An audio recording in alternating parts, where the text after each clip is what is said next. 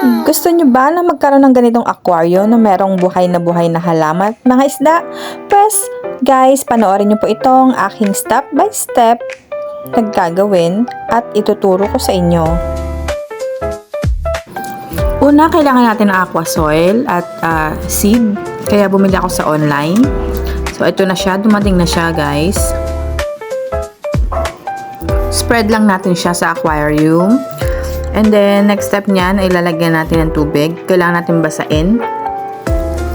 Di ko lang na-videohan pero kailangan yung lagyan siya ng tissue para sipsipin yung excess na water. Bawal kasi yung sobrang tubig.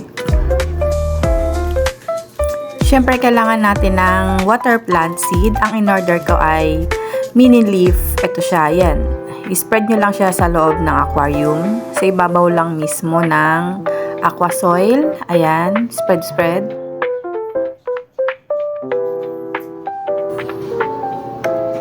Next step mga kumare ay syempre spray kayo ng water sa ibabaw mismo kung saan kayo naglagay ng mga seeds. Yan. Pagkatapos, tatakpan nyo ng plastic or mas maganda kung cling wrap ang gagamitin. I-tape kung kinakailangan. Pagkatapos naman ay kumuha kayo ng toothpick. Kung walang toothpick, pwede ang pencil or ballpen. And then, tutusok-tusukin nyo lang yung ibabaw. Yan. Parang ganyan.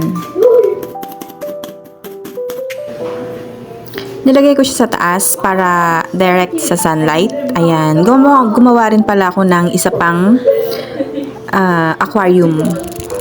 Nilagyan ko ng aqua soil and then seeds. Ayan. Katulad nung ginawa ko kanina. Pero ito guys, mas malaki yung aquarium na ginawa ko. Para dito ko ilalagay yung mga babies ng mga isda. What? Pagkatapos nga pala ng ilang days guys, may kita nyo na yung outcome. Antayin nyo lang siya and then eto na siya. Wow! Ayan. Ilang days ko siyang inantay bago magkaroon ng ang ganda. Ayan na siya. Tumutubo na siya oh. Nilagyan ko na pala ng tubig yung isang aquarium. Ayan, yung mas malaki kasi ililipat ko na dyan yung mga babies, mga junakis ng malalaking isda. Gapi nga pala yung isda na aalagaan ko.